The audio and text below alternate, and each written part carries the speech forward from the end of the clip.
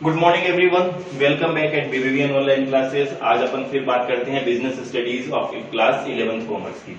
In previous class we have discussed that the private sector enterprises, forms of private sector enterprises. और private sector enterprises के अंदर अपन ने बात कर ली थी सोल प्रोप्राइटरशिप की और एचयूएफ की, यानी कि हिंदू अनडिवाइडेड फैमिली के बारे में अपन ने अपनी पिछली क्लासों में डिस्कस कर लिया था। आज की अपनी इस क्लास में अपन बात करते हैं पार्टनरशिप की। देखिए, सबसे पहले अपन ये कहते हैं कि पार्टनरशिप की नीड क्यों हुई, जरूरत क्यों थी?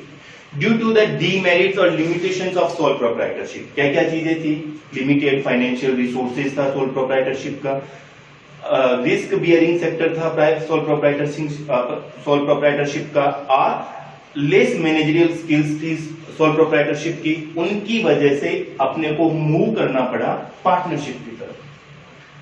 उन सारी लिमिटेशन से को दूर करने के लिए अपने को मूव करना पड़ा पार्टनरशिप की तरफ। अब अपन बात करते हैं कि पार्टनरशिप की तरफ मूव तो किया, तो पार्टनरशिप का मीनिंग क्या होता है?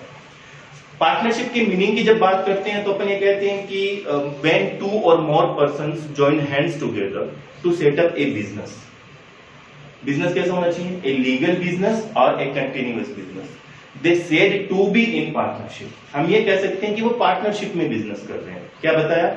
व्हेन टू और more persons join hands together to set up a business, a legal business और a continuous business, they said to be in partnership. हम ये कह सकते हैं कि वो पार्टनरशिप में बिजनेस कर रहे हैं। जनरल लैंग्वेज में, अपनी भाषा में अपन ने मीनिंग को डिफाइन किया पार्टनरशिप को। डेफिनेशन की अगर बात करें तो सबसे पहले अपन बात करते हैं अकॉर्डिंग टू पार्टनरशिप एक्ट 1932, यानी कि पार्टनरशिप एक्ट कौन सा होता है, कौन सा चल रहा है? 1932। According to partnership act 1932 section 4, according to partnership act 1932 section 4 partnership को डिफाइन करता है कि partnership is the relation between persons who have agreed to share the profit of a business carried on by all और any of them acting for all. क्या बताया? कि partnership is the business या is the relation between persons who have agreed to share the profit of the business carried on by all और any of them.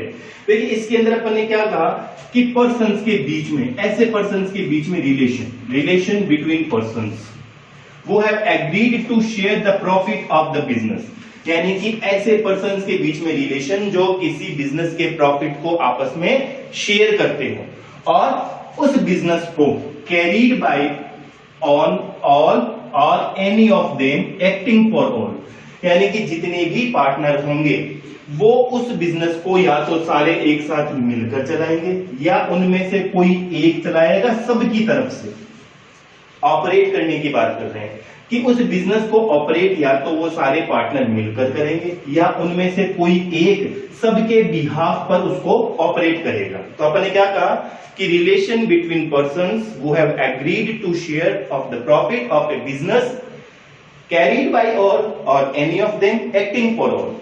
Clear है? देखिए, features की भी बात करते हैं अपन साथ में। तो पहली चीज अपन कहते हैं कि फॉर्मेशन। फीचर्स की बात करी, अपन ने बात करी फॉर्मेशन की। फॉर्मेशन यानी कि बिजनेस स्टार्ट करना बहुत इजी है। There is no longer legal requirement for starting the partnership business. Partnership business को स्टार्ट करने के लिए ज्यादा अपने को लीगल फॉर्मेलिटीज करने की जरूरत नहीं होती है। There is no compulsory registration of partnership form, क्योंकि अपना पार्टनरशिप एक्ट ये कहता है कि इतना कोई कंपल्सरी है नहीं कि पार्टनरशिप बिजनेस को अपने को रजिस्ट्रेशन करना चाहिए। तो इजी है फॉर्म करना, स्टार्ट करना। लायबिलिटी की बात करी जाती है, तो लायबिलिटी के लिए अपन कहते हैं कि there are the unlimited liability for all the partners, यानी कि ऑल पार्टनर्स की लायबिलिटी क्या होती है? अनलिमिटेड होती है। अनलिमिटेड लायबिलिटी की जब अपन ने बात करी थी तो अपन ने सोल प्रोप्राइटरशिप में भी बात करी थी, अपन ने एचयूएफ में भी बात करी थी। एचयूएफ में अपन ने कहा था कि only the karta's liabilities are unlimited and sole proprietorship में तो लायबिलिटी अनलिमिटेड होती है। लेकिन यहां पर in partnership form all the partners are the liability of the unlimited liability होती है। रिस्क बियरिंग की बात करते हैं। In sole proprietorship firm, the solely person are bear all risk of the business, but in partnership firm, the risk are divided among the partners. Risk को partners के बीच में अपन डिवाइड कर दे सकते हैं. प्रॉफिट शेयरिंग रेशियो यानी कि profit divide होता है, प्रॉफिट भी डिस्ट्रीब्यूट करते हैं. तो जो रिस्क बियरिंग की बात आती है यानी कि सारे पार्टनर्स भी उस रिस्क को बियर कर सकते हैं. डिसीजन मेकिंग में देखिए, so under the sole proprietorship only one person take the decision, लेकिन but in the partnership form all the partners, अपनी डेफिनेशन में क्या कहा है कि all the partners carried by business को सारे पार्टनर ऑपरेट कर सकते हैं. तो जब सारे पार्टनर ऑपरेट कर सकते हैं और ऑल द पार्टनर्स आर अलग अलग कैटेगरी से बिलोंग करते हैं, अलग अलग नॉलेज की, स्किल्स की बात आती है उनकी, तो वो अलग अलग कैटेगरीज के हिसाब से उनकी अपनी स्किल्स और नॉलेज के हिसाब से वो डिसीजन लेने में हेल्पफुल होते हैं. कंटिन्यूटी की बात आती है तो अपन ये कहते हैं कि पार्टनरशिप तो बिजनेस आर कंटिन्यूटी और till continuity that desire of partnership partners की डिजायर, पार्टनर्स की इच्छा तक होने तक पार्टनरशिप बिजनेस कंटिन्यू कर सकता है. नंबर ऑफ पार्टनर्स इंपॉर्टेंट है. नंबर ऑफ पार्टनर्स की बात करें तो according to company act 2013 at present the number of partner के मैक्सिमम नंबर्स की अगर बात करें तो वो कितनी है? 50. मिनिमम नंबर ऑफ पार्टनर्स कितने होने चाहिए? 2, क्योंकि 2 पर्सन आपस में एक साथ आएंगे यानी कि मिनिमम 2 रिक्वायरमेंट है. Minimum requirement of partners are 2 और मैक्सिमम पार्टनर्स 50. ये जो मैक्सिमम पार्टनर्स 50 है ये अपने को कहां से पता चल रहा है? Company act 2013. According to Company Act 2013, there are the partners are 100. कितने पार्टनर्स होने चाहिए थे? 100. But there is an amendment in Company Act 2013 में 2014 में इस कंपनी एक्ट में एक अमेंडमेंट किया गया था और उस अमेंडमेंट के थ्रू जो मैक्सिमम नंबर ऑफ पार्टनर्स हैं उसको 100 से 50 पर कर दिया गया. यानी कि at present maximum number of partners कितने होने चाहिए? 50 होने चाहिए. ये चीज अपने को बताती रहती है कंपनी एक्ट 2013 से, लेकिन कंपनी एक्ट 2013 में नंबर ऑफ पार्टनर्स कितने बताए गए थे? 100 बताए गए थे. Maximum number of partners 100. But there was an amendment of in 2014 in company act 2013. यानी कि कंपनी एक्ट 2013 में 2014 में एक अमेंडमेंट हुआ था. अमेंडमेंट होने के बाद में सेक्शन 10 2014 सेक्शन 10 अपने को ये कहता है कि जो मैक्सिमम नंबर ऑफ पार्टनर्स हैं वो कितने होने चाहिए? 50 होने चाहिए. म्यूचुअल एजेंसी रिलेशनशिप, जब पार्टनरशिप की बात करी गई थी, सारे पार्टनर्स एक साथ बिजनेस करने के लिए आते हैं, तो इन पार्टनर्स के बीच में एक म्यूचुअल अंडरस्टैंडिंग होनी जरूरी है. अगर म्यूचुअल अंडरस्टैंडिंग होगी नहीं तो बिजनेस कैरी ऑन नहीं करेगी. पार्टनर्स के बीच में आपस में डिस्प्यूट्स होंगे, आपस में उनके बीच में झगड़ा होगा, तो उनके बीच में एक म्यूचुअल अंडरस्टैंडिंग रिक्वायरमेंट है बिजनेस को कैरी ऑन करने के लिए, स्मूथली रन करने के लिए.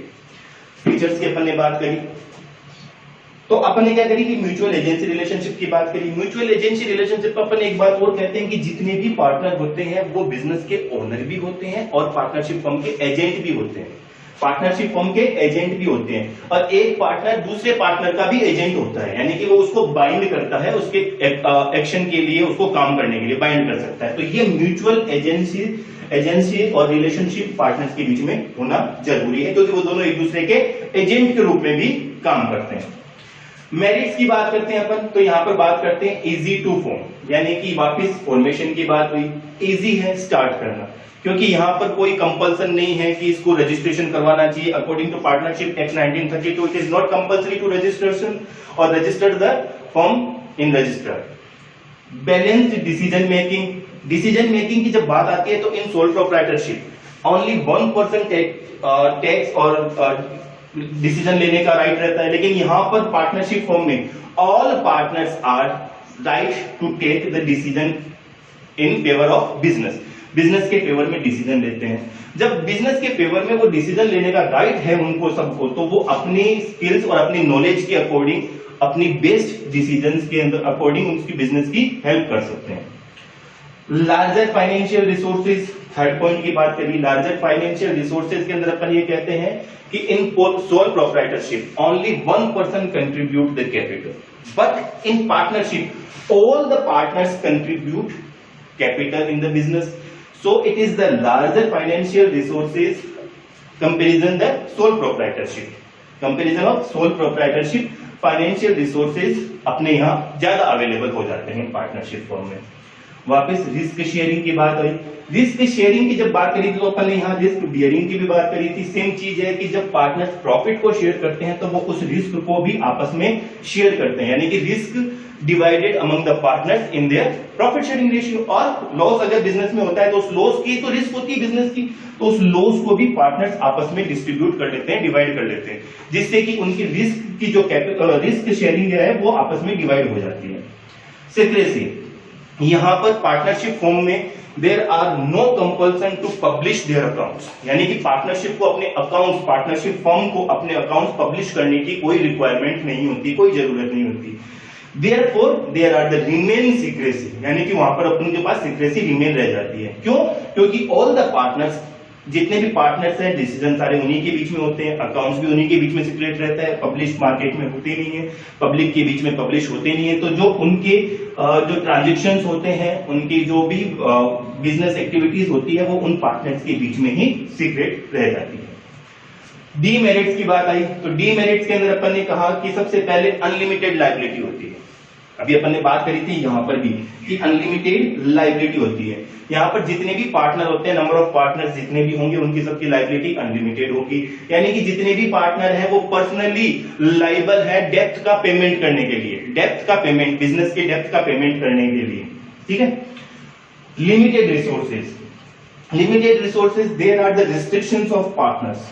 पार्टनर्स का रिस्ट्रिक्शंस है, और जब पार्टनर्स का रिस्ट्रिक्शंस है तो लार्ज स्केल बिजनेस के लिए, अगर बिजनेस का स्केल बढ़ रहा है, बिजनेस बहुत ज्यादा ग्रो कर रहा है, तो उस कंडीशन में ये जितने भी पार्टनर है वो अपनी कैपिटल कंट्रीब्यूट करते हैं. देखिए यहां पर कंट्रोवर्सी है. अपन ने क्या कहा था कि लार्जर फाइनेंशियल रिसोर्सेज, और यहां पर अपन ने लिमिटेड रिसोर्सेज की बात करी थी. Larger financial resources comparison sole proprietorship से कर देता है, और जब लिमिटेड रिसोर्सेज की बात आती है तब अपन कहते हैं कि लार्ज स्केल बिजनेस को अगर स्टार्ट करना है, बिजनेस का लेवल ग्रो कर रहा है, बिजनेस बहुत बड़ा है, तो जो number of restriction of number due to the restriction of number of partners, limited are resources, क्योंकि अपने पास इतने ही रिसोर्सेज अवेलेबल हैं, जितने नंबर ऑफ पार्टनर्स हैं उतने ही रिसोर्सेज अवेलेबल होंगे.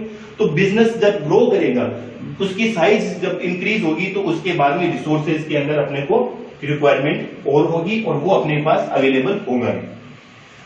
कॉन्फ्लिक्ट्स की बात आती है तो कॉन्फ्लिक्ट्स के अंदर अपन कहते हैं कि जितने भी पार्टनर्स होते हैं उनकी अलग अलग थिंकिंग होती है, अलग अलग उनकी बैकग्राउंड्स होते हैं, और उनके बैकग्राउंड और थिंकिंग के हिसाब से उनके बीच में कॉन्फ्लिक्ट्स होना चाहिए कि भाई वो आपस में कहीं डिस्प्यूट्स ना हो, कहीं और हो. तो ये भी चीज इनकी डीमेरिट्स को ही शो करती है. फिर लैक ऑफ कंटिन्यूटी.